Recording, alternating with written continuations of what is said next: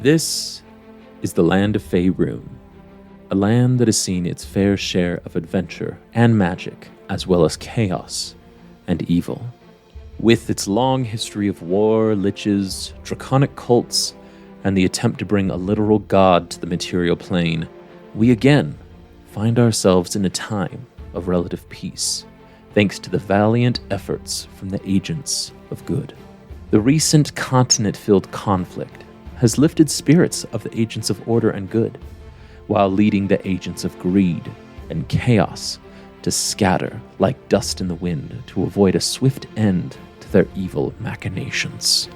This is the state of the world as it stands, and to where each one of your characters finds themselves, having made a significant contribution to. We end our adventure going to the southern part of Faerun, a few days' travel from the Sword Coast, in a small town called Greenest. Greenest has done surprisingly well this past year, having welcomed home an unexpected hero and worshipper of Bahamut after his holy quest has been completed. And as we come to this evening at the end of summer, we zoom in to a familiar tavern in Greenest. Fleeple, after the extreme fare and experience at the Well of Dragons, you journeyed off. And we'll get to the immediate after effect of the battle itself. We're not going to leave that up to everyone's imagination here. But you find yourself having eventually returned to Greenest, it appears, yes? Correct. As Fleeple has come to Greenest, and it's been some time since the events at the Well of Dragons, what has Fleeple been up to? Well, it is, in fact, a familiar tavern, but a little bit rebranded. Fleeple felt pretty good about, sort of the hospitality industry, sort of stuff that he'd experienced over the years of adventuring. And so when he got back to Greenest, he was like, "Hey, Bevan, you want a whole bunch of gold?" And Bevan was like, "Yeah, I'd love a whole bunch of gold." And Fleeple was like, "Cool," and renamed it the Hollandaise Inn.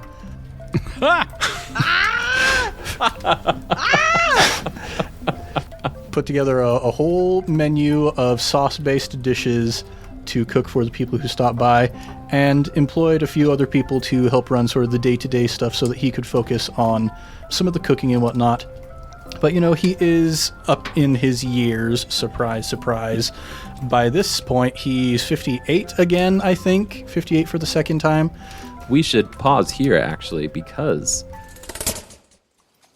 as you were journeying back from the Well of Dragons, Leosin and you on the journey back, this is just one of the many conversations you had, and Leosin, he comes to you and goes, Fleeple, I've already spoken, of course, at length of how instrumental you were, and I was actually able to procure something from a member of the Lord's Alliance, if you would be interested. You don't say.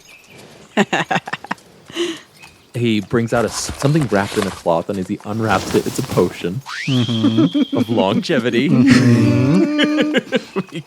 I understood that you needed something like this. So you were after this, I believe? After, yes. Need...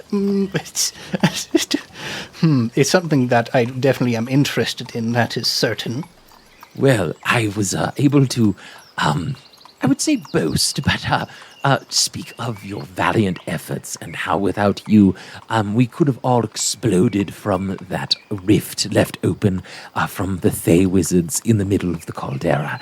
And one person was gracious enough from their personal stores to grant you this potion of longevity, if you would be interested in something like this. Now, Fleeple, he did have, that moment when they were on their way to the caldera where he was like, man, I bought myself all these extra years. What am I going to do with them? So there is part of Fleeple that is wondering, should I restrain? Should I hold back? But it's a small part of him. So I'm just going to roll to see if Fleeple is going to accept this potion. He accepts the It's potion. only a small part of it. Yes. Quick yes. Yes. As long as it wasn't a natural one. Exactly. And he goes, yes, well, of course, I look forward to joining you at your new efforts with all of the gold that you have earned from not only this, but your many, many adventures here. Yes. Yes, indeed. So now there is a 20% chance that if I drink this, it's going to make me older instead of younger. So, time to roll my percentile. Are we doing it now? On the road? On the road. That's an 18. 18! So that means that makes I him older. age another 12 years. Oh no! It's like when a president goes through a term and you're like, oh, they aged so much. That was Fleeple in the battle. Oh man. How much had you gone down? I would have gone down 12 years. No, but total in the campaign. Yeah, your original I age to don't now. remember how old I used to be. You drank 2 longevity potions and they both made you younger, from what I remember. They did. And I am still younger at this point than I was at the beginning of the campaign. I know that much because it's a 1d6 plus 6. So it would have been greater than 12 in any case. But, okay, so that means blah, blah, blah, blah, blah, math. Fleeple's going to be 70. 70 for the second time. 70. 70-year-old. So on the road again, Fleeple, you drink it, go to bed, and as you wake up, you realize that the potion has backfired on you, or maybe it's brought a little order back to your life, as your youth was spent in this noble cause, as you needed it, you needed your strength, your vitality, and longevity, but now, with the Cult of the Dragon and Tiamat safely sealed away for this time, perhaps it's fitting that you have aged back close to what you were when you started out on this holy quest. And you can't help but hide a little smirk on your face as you look towards the pendant of Bahamut as you think of this possibility here. Mm-hmm. Just those years were on loan, that's all. Exactly. Which I should speak to each of you, actually. Speaking of wealth, the reward that you gained from assisting in defeating the Cult of the Dragon, on the other side of the caldera that the Jank Squad did not venture into, there was the entirety of all the treasure that they have gained over all across Faerun for Tiamat's return. And you didn't see on the map, but it was quite large there. It was the largest dragon horde in all of Faerun for obvious reason. Wow. And there was quite a significant amount of gold there. I'm going to roll here to see how much wealth is going to be imparted to each of you as the reward. But as the Lord's Alliance, the Order of the Gauntlet, Ontharfroom comes up to you and goes, we'd be remiss if it weren't for all of your efforts. So, here's to all of you. And let's do... Oh, I'm going to get dice. What am I doing? Cleaned up the dice because my kids were throwing them at each other. Roll for dodge. The best Roll for rolls in the world. dodge. If you can dodge a dice, you can dodge a ball. You can just a lot of a bigger dice to train. Each of you are granted 1,600 platinum pieces. Platinum pieces. Well. Woof. Should we put that in the party fund? Which, for anybody who's counting at home, that's 16,000 gold pieces there. So, I mean, we saved the world. That's the price for saving the world. I apologize, it can't be more, but we have to return the wealth where we can across the world, and that's going to take quite some time, and could be some possible employment. Not that you need it, if you wanted to continue forward in this holy quest, rather set things right. And as he looks to each of you, he goes, "In fact, Fleeple, I know that you are You are accounted for, or you've already been claimed, but As he looks towards Mal and he looks towards Lance, I would be honored if I could welcome you into the Order of the Gauntlet, if that was something that either of you were interested in. I'm quite all right, but thank you for the honor.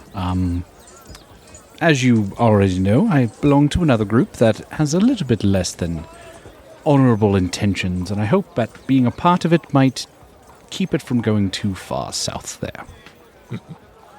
Well said. Mal will also decline. The offer stands if either of you wish to work together, or Fleeple, you just want to slay some more dragons. But I think we've got them running for the time being, so... Well, I know that I've got at least another year before I have to be anywhere else. as we are actually living in this moment here, before we go back to how I begun this episode, I actually turn the time over to Malamara. Mal, you have these deep-seated emotions of this cause, what you were originally hired to do by Fleeple, has now been complete. And employment, that's all in the past, of course, but the cause is done. And you feel a tugging at your heartstrings for a new cause, a more personal cause. But how do you broach this with the Jinx Squad? So, battle has ended. The warriors have been taken care of. The wounded are being carted off. And the sun has now peaked and is shining on a nearby mountain range. And the glistening white tops of these mountains remind Mal of her home. And now that she's found this part of her journey complete, this completion of her contract with Fleeple, she starts to think of other things that are unfinished in her life. And one of those being that she doesn't know what happened to her brother Grant. And so, while Fleeple and Lance are standing there as people are busying around them, she makes a decision within herself that she knows what her next step needs to be. And part of that is going to need to be alone, that she wants to do this trip alone, which is hard to tell somebody that you love. So she looks at her friends, these people that she's been on this long journey with and done so many things with, and she just says, I feel like this needs a moment of celebration, but I think I've made a decision for myself, and I'm not really sure how to say goodbye again. I need to go on a journey for myself again, and I don't know how long that's going to take me. And I know it's sad to bring this up in this moment of triumph when we're all so excited that we finished this quest. But I think I need to go. Will you two be all right? Now, I know it might seem like I'm your father, but I'm actually not, so you don't need my permission, Malamara. Mal kneels in front of Fleeple, coming eye to eye. I think probably for one of the first times that she has knelt at his level. Usually he flaps up and flies up to her level. So coming down to his level, she takes his face, his long snout in her hands, and she rubs the ridges tenderly over his eyes. She goes, take care of yourself, okay? I'm sure you're going to go after dragons, and I'm sure that some potions of longevity are going to tempt you, but I need you to take care of yourself, okay? Oh, I'm younger than I've ever been. I'll be fine. Now, listen, when you've been 57 twice in a row, then you come back and talk to me. Oh, boy. She genuinely laughs, and then just like kisses the very tip of his dragon nose, his little kobold nose. And then she'll stand up and look at Lance. She'll say, here. And she'll reach up. She has a bun in her hair, and she has a red ribbon that's always tied up. And she takes it out and allows her hair to flow down around her shoulders, which you've never seen her hair down. She always keeps it up. It's a ritual for her to make sure that it's up. So she takes it down and she looks at Lance and she goes, in my clan, we used to tie a red ribbon around our wrists to guide the pseudo-dragons home so they always knew how to get back to us. And so she holds the ribbon out to him and kind of presents it to him and she goes, this one was Grant's, my brother's. And she reaches out and she ties it around his wrists. She touches the scarf at her neck that she's still wearing. She says, I'll take Callie with me and you take Grant with you. And hopefully it will protect you and guide you home, wherever that happens to be. And she kind of takes a step back and looks at you guys and says, I mean, I'm not going to be leaving for a few more days, but I just... This felt like a proper moment to say goodbye. At the height of our quest and the sun on those beautiful mountains in the distance, I'm really glad that we ran into each other in Greenest. I don't know what I would do without you guys. Lance will reach into the bag of holding and pull out... I think we had them divvied out a different way, but I'll just assume narratively we somehow put them back. The 2 sending stones. And he'll hand one to Malamara and he'll say, I understand journeys sometimes have to be made alone, but if you ever need something, give me a ring. Goodbye, Mal. Take care of yourself. As Mal goes on this journey, leaving the Jinx Squad, in an ever to find Grant, she goes through a lot.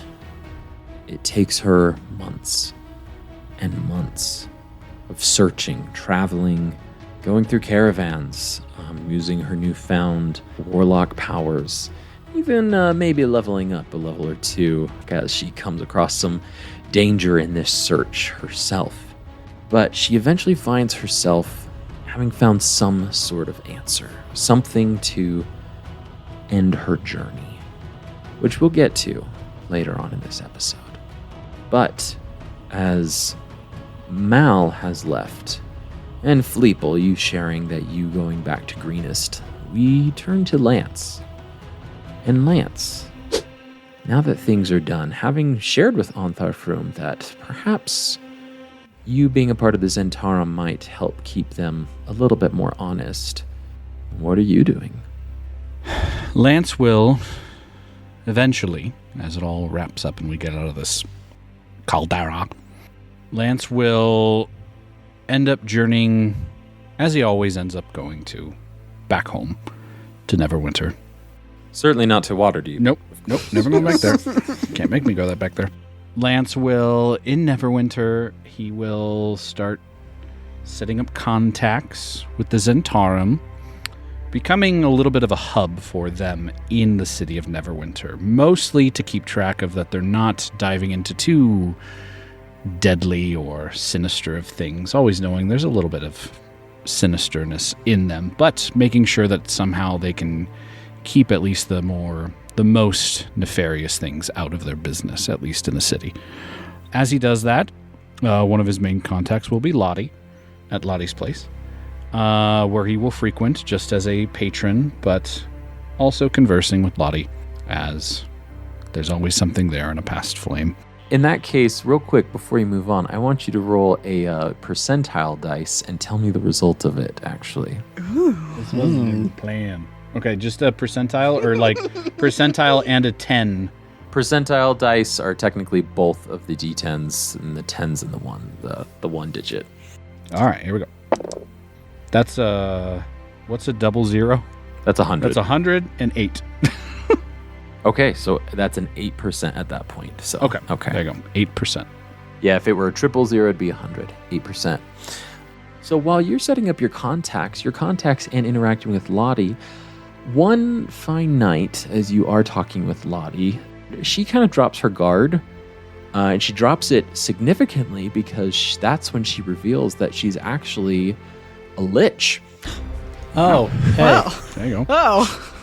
Oh. But happy with the status quo that's been going on in Neverwinter and with how things are going. And you being a contact, she lends you into her circle a little bit closer. And it's almost poetic how this woman and you had such a good relationship to beginning, as death seems to follow you everywhere. This deathless woman who has been escaping from death or wanting to avoid it could find yourselves so caught up in business with one another. But continue forward. I would even say Lance, knowing as he's brought into that, as most people would like run away from that, like, holy crap.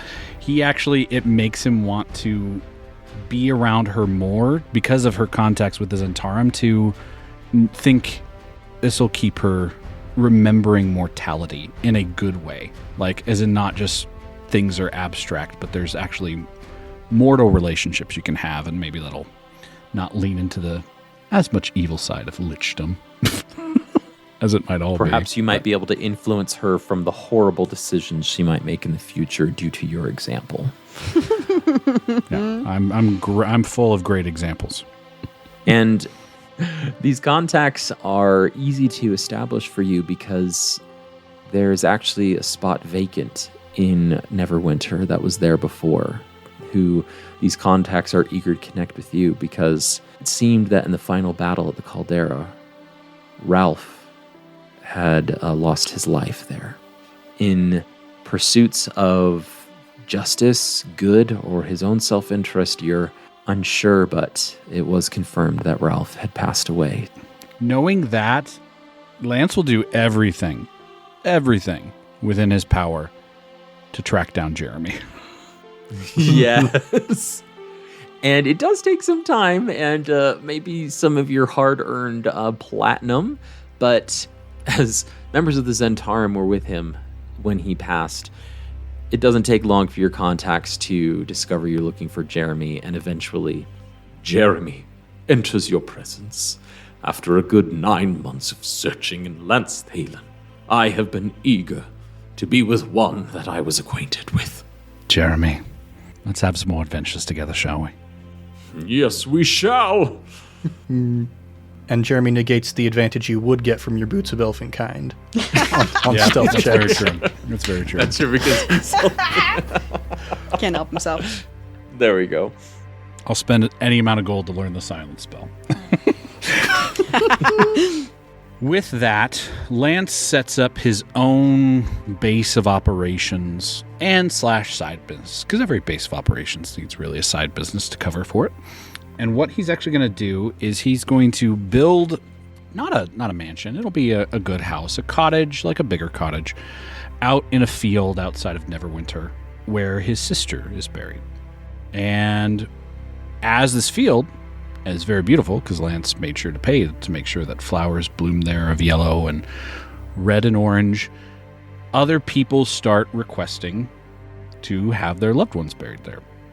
And Lance, always near death but not quite there yet, goes into the side business of being a gravekeeper in terms of taking care, a groundsman for this cemetery. And he will give it a name called Canary's Field, because they are yellow, and there's multiple meanings for that bird for him. As you find this not booming business, but this slow business, which to you is a strange sense of comfort to assist those that have passed on to a restful end in these beautiful fields that you have and that you maintain. You find yourself, when not dealing with the day-to-day, for the most part alone, but for the most part at peace as well. And as each of you go on your own journey of peace, Mal for answers, Lance for connection, and Fleeple for booming business, we do come back to Greenest, to the Hollandaise Inn. Fleeple, it has been about a year since the dragon, or rather since Tiamat was shut away. What's a typical night? What's a typical evening here in the Hollandaise Inn that you have to manage with the caravans and that you are assisting with? Yeah, the evenings, it's not so much about the food. It's more of a breakfast and lunch kind of establishment as far as like if you want to get there for the real good dishes. But around dinner, there's some nice, just sort of hors d'oeuvre, charcuterie, tapas kind of things going on. You just order some for the table, get some drinks, and it's just kind of a chill, relaxing sort of thing. I think Fleeple, with all of the obscene amount of money that he now has, I mean, he couldn't keep the Singing Sword separate from its brother Jeremy any longer. So Fleeple would at least try to purchase the Singing Sword from the Singing Sword, or maybe have a new one made, whatever the case may be. But always have some like lounge music going on during the evenings at the Hollandaise Inn. And there's our bard right there.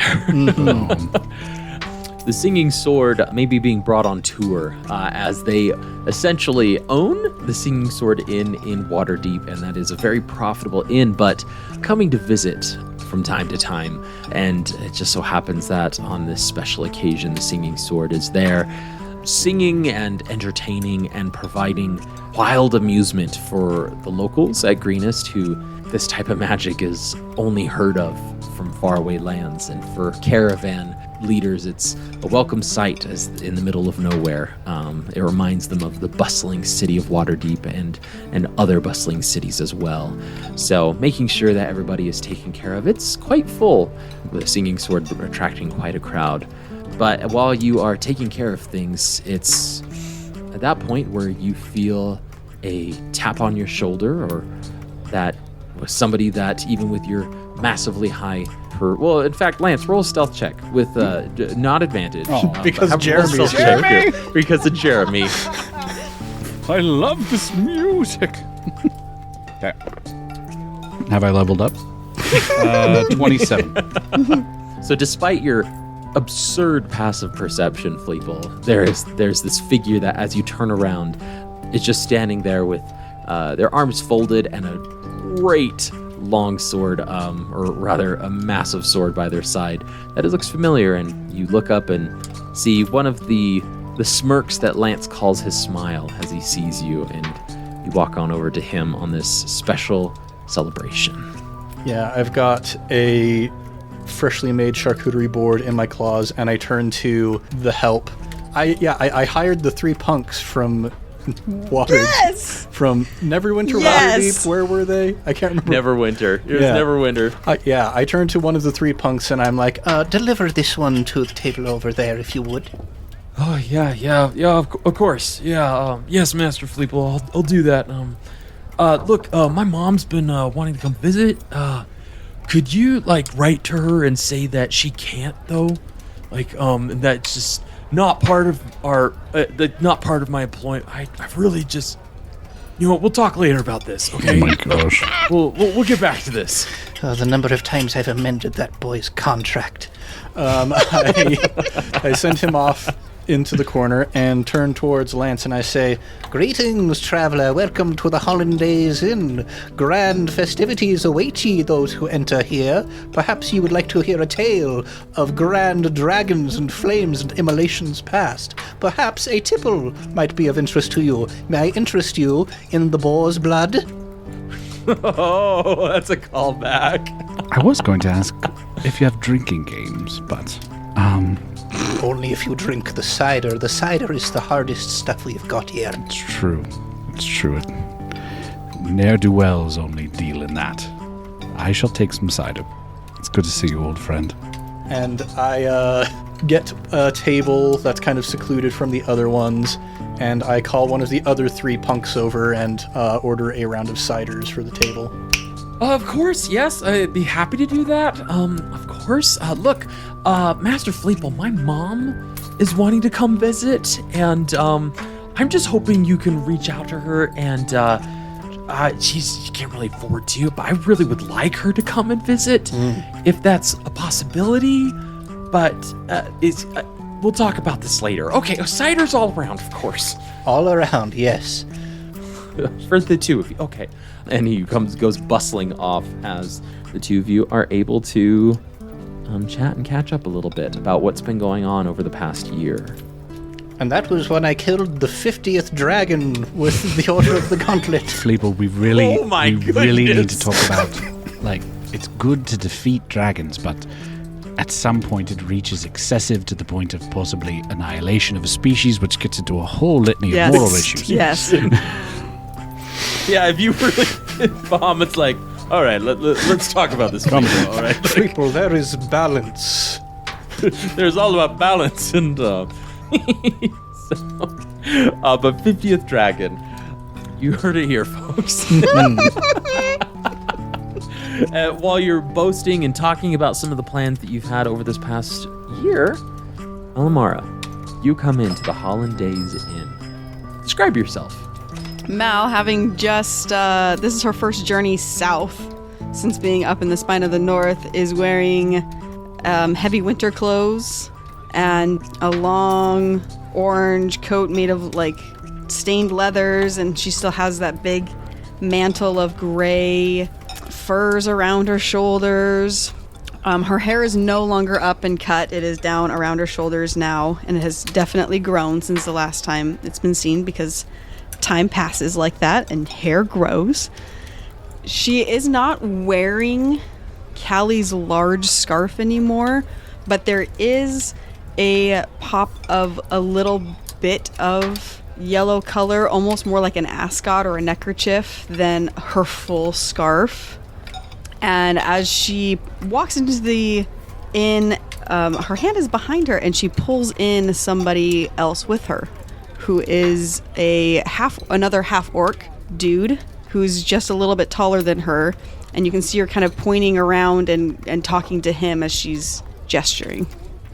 She's looking for Fleeple and Lance and talking about her last time that she was here and the differences. You're pointing to like the bar, and you were like, and that's where my friend immolated a goblin. Oh my god. It just burst into The flames. first time I ever saw an right immolation. there. You might even see some charms. There's a plaque. And that singing sword, he has this what was that catchphrase? Oh my gosh, that's what it was, yeah. Oh my. Everybody who walks in. Oh my gosh. But yes, as Lance and Fleeple, you look and you see Malamar coming towards you with this new person, which you look at each other and you're like, did she talk to you? No, she didn't talk to me. She didn't talk to you. And You're the one who has the sending stone. She called once, and it was specifically, I think she was delirious from cold. She said she wanted a pepperoni pizza, and I did not understand it. But then she called back later and said, never mind. So I just assumed she was fine. Wrong number, sorry. Wrong sending stone. Yeah. And Mal, you come over with your new friend. Fleeple Lance! And she lets go of this guy's hand and just envelops them with a hug. She pulls both of them together to hug them. She doesn't hug them individually. She wraps her arm around Lance's neck, because that's about his height, and then she scoops up Fleeple and just, like Louisa in Encanto, hug. Yes, Malamara, 'tis I as well, Jeremy here. Jeremy, we agreed. And Jeremy. We agreed, Jeremy, that you talk when you're unsheathed. You can talk all you want when you're unsheathed, but it might disturb people. I'm sorry, I was filled with rapture to see. I understand. You're comrades you in have a big arms. heart, Jeremy. As she lets her friends go, she waves the guy over. She goes, Kajal, come here. These are who I've been telling. This is Fleeple, and this is Lance. These are the guys I was telling you about that we used to be in a squad together, our Jinx squad. Good to meet you. I imagine Fleeple and Lance, like, the little awkward, like, oh, a new friend, like, both do, like, little finger guns, like, hello. Toward this guy, like, hey. Hi, buddy. Hey, new guy. He like has his hand out, and you're like, no. Yeah. He goes, yes. She said you like to divert to that. Yeah, of course. It's good to meet you. I'm glad Mal has told some crazy stories about you over the year. How are you? I can't believe we're all together. It's been so long. How are you? You're still alive. Lance, you never answered my text on the sending stone. You sent me stuff about pizza. I don't I didn't know what to say there. I messaged back, like, how soon? But then you said, never mind. I don't remember getting that. She like pulled out the stuff. I see like a flash forward of like Mal in some random seedy bar up north, accidentally switching sending stones with somebody else at a bar, like, and like, so I've been getting this other person's sending stones. Pizza. What the heck? Suddenly, like, Mal gets, listen to me very carefully. You gotta get... Anyway. I'm sorry. How's it been going? It's great to see you, Mal. It is so great to see you. And you actually did it. You bought the inn from Bevan. Yes. Fleeple, I'm so proud of you. Yes, he this retired. This place is amazing. Yes, this was awful last time we came here. Yes, I've really made the place so much better. Bevan, he moved down to Chult and he lost all of the money I gave him on dinosaur races. In fact, at that point, you see Bevan walking down the stairs with an apron, holding Bevan a works chamber there pot, now. and he kind of just like looks over at Fleeple and goes, and just walks outside and like tosses it out and walks back up, a little sullenly, back upstairs to continue his job. Oh, I should give that man a raise. And are those the punks, those guys that we talked to that one time? Yes. Is that Yes, who I they was, are seeing Malamara. around? Jeremy. They are the ones that Jeremy's captured here. me and Ralph. Jeremy.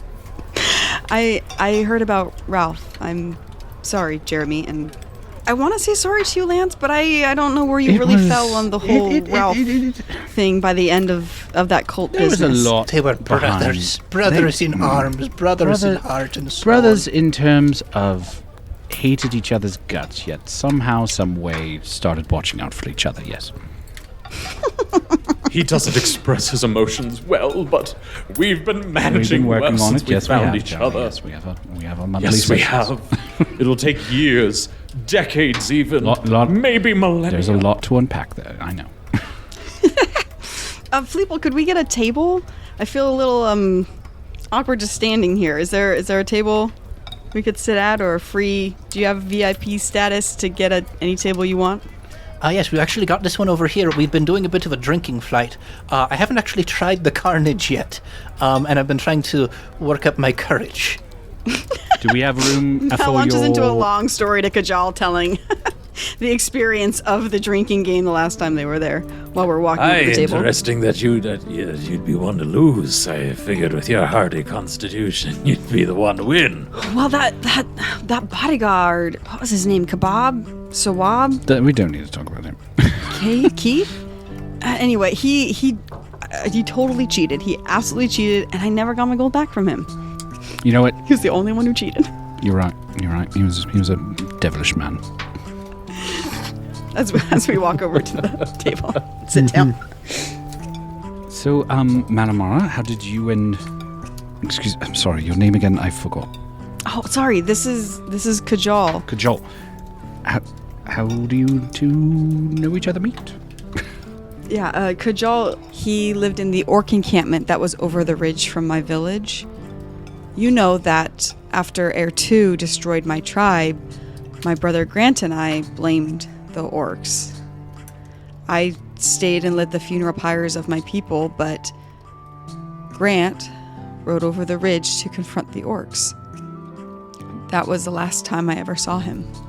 So when I left last year, it took a while to track down the orc encampment that Grant ended up in. I didn't find him. Instead, I found Kajal. He told me about what happened to Grant. When Grant rode into the orc encampment, he killed 2 orcs before he was captured. One of those orcs was Kajal's brother, so he was put in charge of Grant as their prisoner. Over time, they became friends. Kajal told me about how he was able to learn to forgive Grant, and slowly even the humans that he had grown up hating. But Grant, that stubborn, vengeful man that he was, couldn't ever find that peace. One day he finally tried to escape, and Kajal was forced to kill him. The orcs allowed me to stay with them as I walked in the place that Grant had spent his final months. While I was there, I had some realizations about some things, in addition to picking up a little orcish. She looks at Lance. I learned that my biological father was the one who killed Grant's father. And then Grant killed Kajal's brother, and then Kajal killed my brother. It's just a cycle. It's a circle of violence that just ends up with more people being dead. And killing someone else doesn't bring anyone back. Someone has to say no. Someone has to stand up and say, I forgive you. Kajal helped me see that.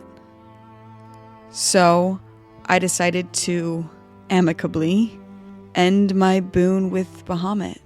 She pulls up her coat, and where the boon's sword had erased the tattoos, it is completely gone. So there's still like an erased part to her sleeve of tattoos in the shape of the sword, but the sword is no longer there. I decided to put down my sword and put aside my rage, and to focus on the living instead of the dead. Which brings me to my second realization. With Grant gone, you two are the only family I have left. And I want to be near my family. So I was thinking of sticking around for a while. If you'll have me, us, if you're okay with us staying with you, I'd really like to come home. Well, I was going to set aside the VIP suite for my employee's mother to visit, but I suppose I can set it aside for you two instead. I apologize. Don't mean to intrude. He's terrible. Don't feel bad. Lance is gonna roll an insight check on these two, seeing like, are they like, because this guy killed her brother, so are they really that friendly? Is it more of a business thing? Like, what's going on with these two? I'm gonna roll an insight check. Roll an insight check. 23. Ooh. Well, as you see Mal looking at Fleeple, and Fleeple saying this, and she sort of like laughs and like tucks her hair behind her ears at one point, and Kajal, he laughs, and you see him casually reach towards her underneath the table and pick up her hand and just kind of hold it. And as he looks at her, he just has this warmness and softness on his face as he looks towards Malamara, as she smiles brightly with her teeth exposed, and there is some deep love here that you can sense. Good. Lance, I heard that you opened up Canary's Field for Callie. Yes. And she'll reach into her pouch and she pulls out that long scarf of Callie's, and it has been carefully folded. And she said, Just like a continuous... She's just like pulling it out like a magician. Continuous stream of fabric coming out of the backpack. That's why I said carefully folded, so it wasn't comedic. She pulls it out and she presents it to Lance.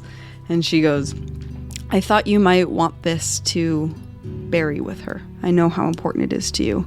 I hope you don't mind that I took a piece of it to keep her with me, but and you can tell that's the neckerchief that she has around. She's just a piece of that scarf. Thank you. And she presents it to him. Yes, that'd be fitting. There's a place I can see that going well.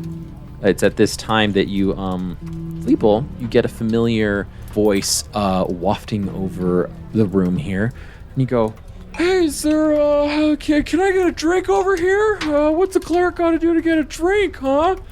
and you look over, and Mud is coming over full robe regalia on him, actually, in a very formal outfit, with just like this goofy grin on his face as he walks over to you, Fleeple, and goes, "Hey, it's good seeing you again. Hi, Oh, yes, come join us. Only the finest drinks for an Arch-Cardinal of Bahamut. No, Arch-Cardinal. Wow. For an Arch-Mega Turbo Cardinal of Bahamut. Mega Turbo Cardinal. Arch-Mega Turbo. yeah, I was just, here. I just wanted, with you, rebuilding the Temple to Bahamut over here, bigger and better, than it was before, and, with your kind donations, and, I just thought it was high time that I visited and, made sure that, I could chat with the guy who got me converted in the first place, am I right? As he finger guns you.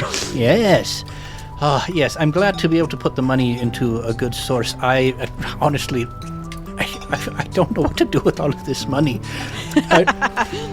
You just open, like, your pantry door and gems are literally falling Spilling out. I haven't told Bevan exactly how much money I have, but But I should give him a raise. yes. Yeah, the Temple of Bahamut is being rebuilt in all of its finery, even finer than it was before, almost finer than the keep itself, which the old mayor, the old leader of Greenest, has been politely asked to step down. And if you recall, Escobar, the keeper of the keys, has taken upon himself to step up and to help Greenest as best as he can in as democratic of a situation as he possibly can. But the temple is made some great headway over this past year. The caravans coming in is a great opportunity for day labor to assist in creating, and it's actually boomed the population of Greenest quite a little bit with the workers that are here. The day laborers stay, and then they fall in love, and then they create little homes of their own, and Greenest is actually thriving. It's thriving from your efforts, your contributions, and your donations, and just the warm nature of the town itself. Yes, Mud, it's a long journey we've come on, but I'm glad that you could come here to see the place where I killed my first kobold. Oh, yeah, I mean... There's a plaque right over there.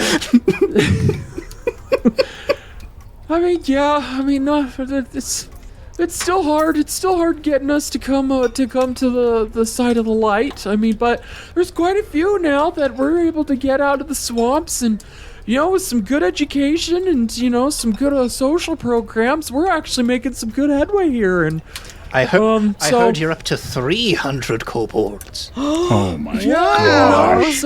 We're not a roving band anymore, because that could be considered a terrorist organization. But we're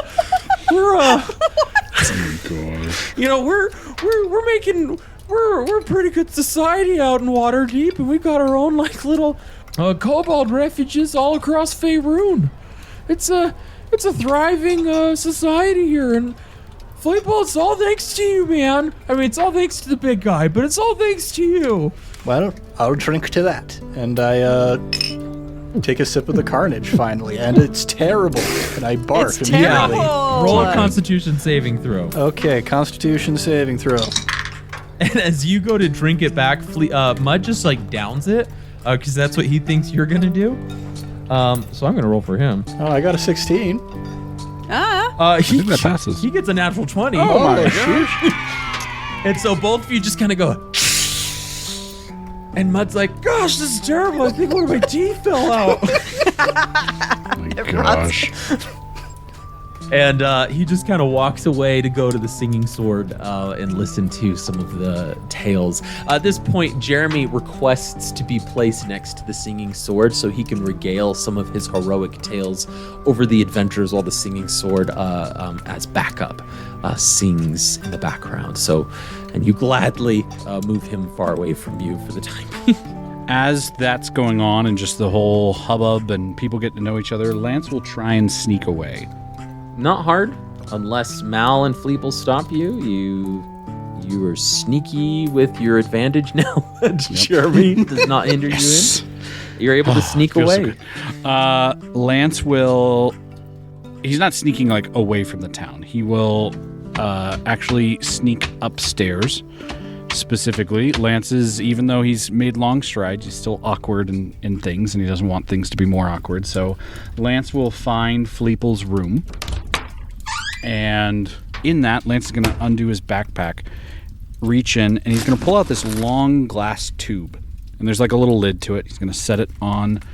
It's an opaque glass tube. He's going to set it right there on the desk. He's going to then go over finding the VIP suite that now Mal and her lover are in. And Lance is going to take out another glass tube. He's going to put another glass tube on their table.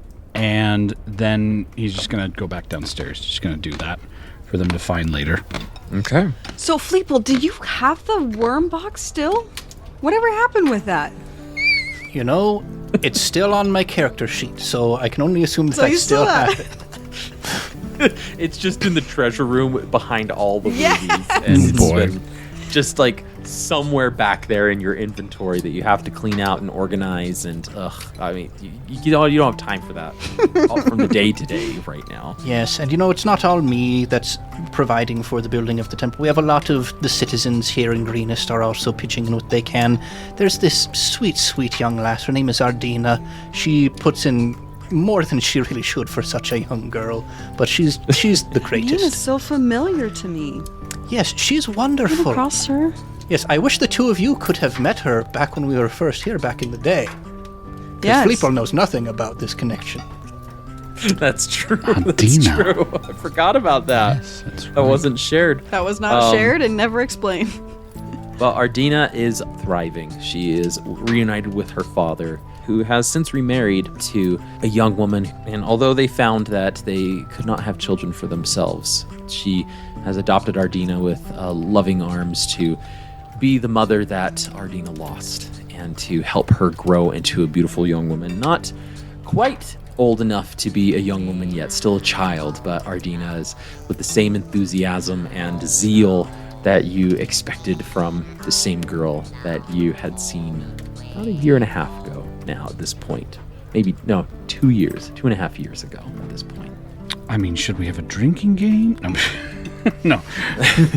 With the conversation lapsing and just everybody sitting in each other's company, enjoying the company in that not awkward silence, but content silence, Kajal excuses himself to an arm wrestling competition that's happening across the room, sensing that Mal could just, at the very least, appreciate some silence with her former companions here with the Jank Squad.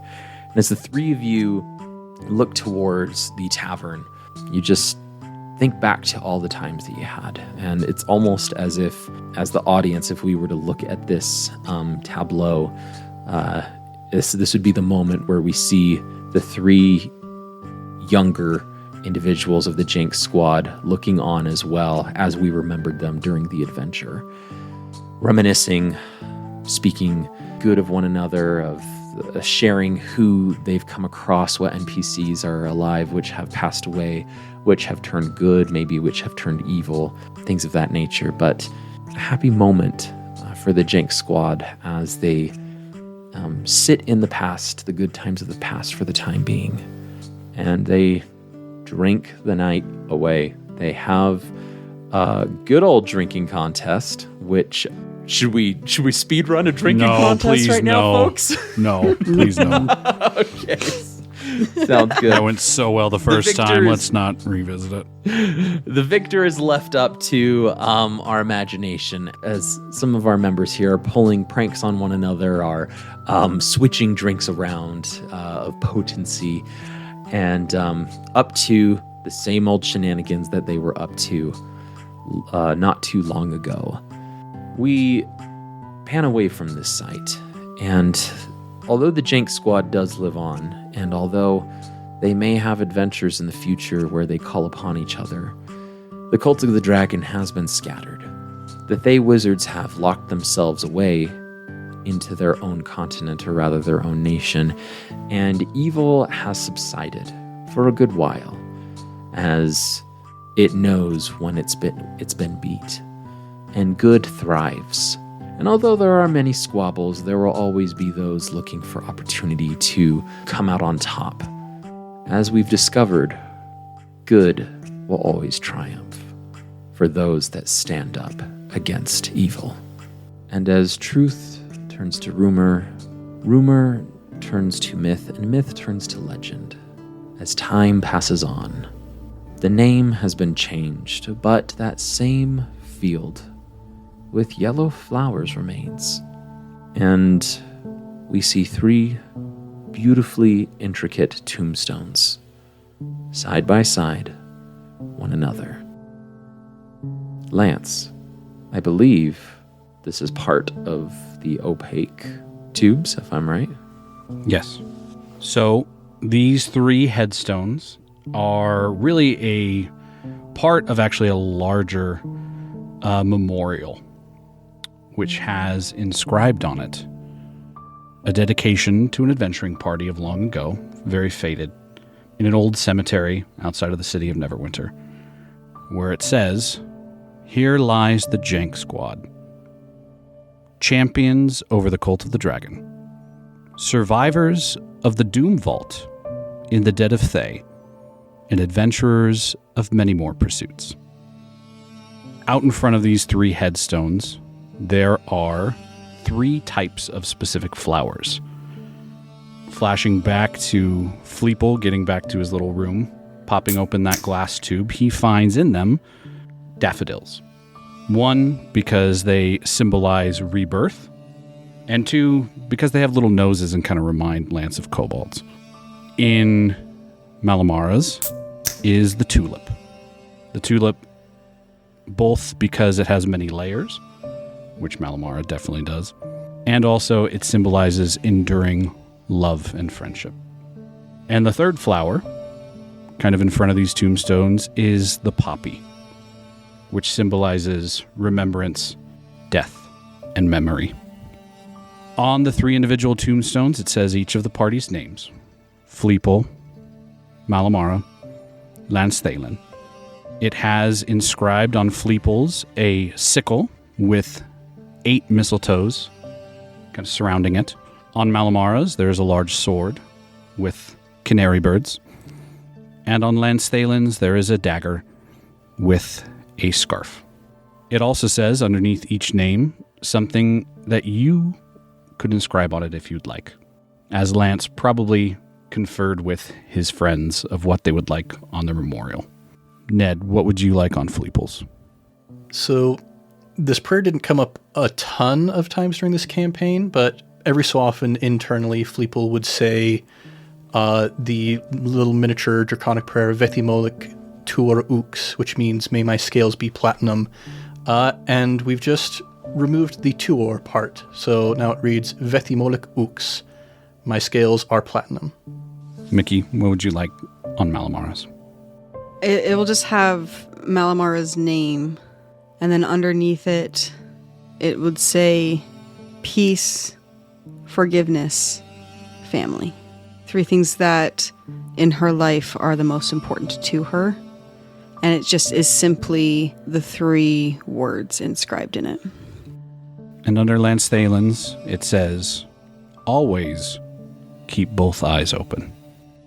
And at the very bottom of them, kind of almost covered in the dirt by now because of how long time has gone, you can actually find under Fleeple's, in Orcish, heart. Malamara, strength. Lance Thalen, mind. And as time has passed, as it always will, for new adventurers to take up the mantle of heroes, to stand up for good, and to smite evil where they stand, the Jank Squad rests, but it has never been forgotten, as they stand as one of the many examples of what a few knuckleheads can do if they but work together. And ladies and gentlemen, that is where we're going to end. I cast Fireball.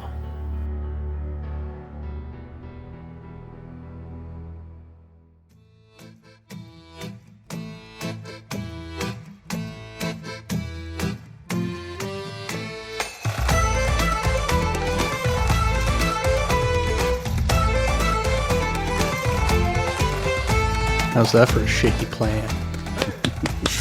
A 2.5 year shape. Yeah. 3. 3. 3.5. It's been 40 months, almost to the day. We first started, our very first recording was August 12th of 2020. Oh boy.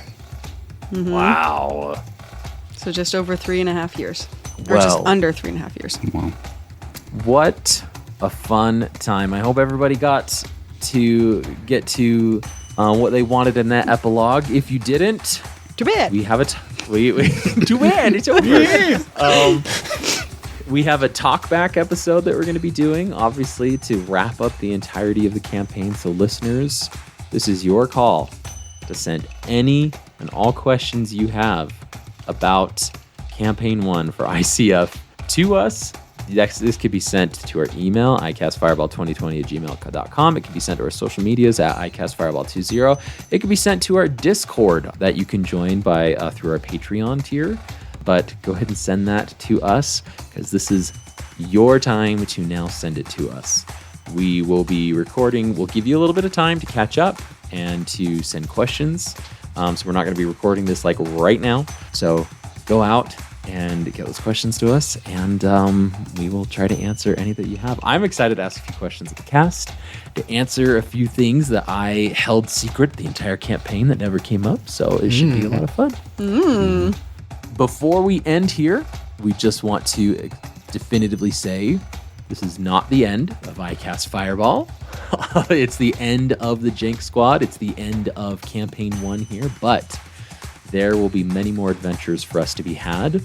And if you want to hear about some of those adventures, either stay tuned to this podcast channel, jump to our social medias, but the best way is to get on our Patreon Discord. We tend to chat the most frequently through that and share news through that, which should be opposite, and we're really sorry that but that's going to be the best way to get news there. So go ahead and reach out to us, or just be on the lookout for that as well.